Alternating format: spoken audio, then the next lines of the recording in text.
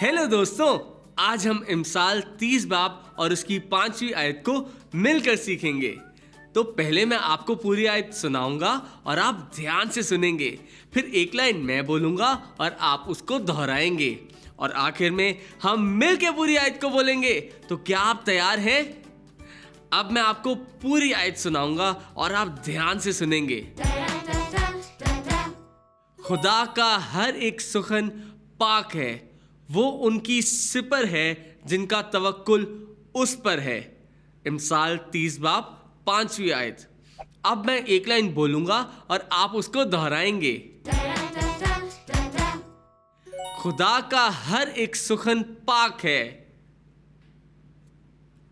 वो उनकी सिपर है जिनका तवक्कुल उस पर है। इमसाल 30 बाब 5वीं आयत। वाह, बहुत अच्छे! आप सबने तो इस आयत को बहुत जल्दी सीख लिया। तो क्यों ना हम इस पूरी आयत को मिलकर बोलें। खुदा का हर एक सुखन पाक है, वो उनकी सिपर है जिनका तवक्कुल उस पर है। इमसाल 30 बाब 5वीं आयत। बहुत खूब!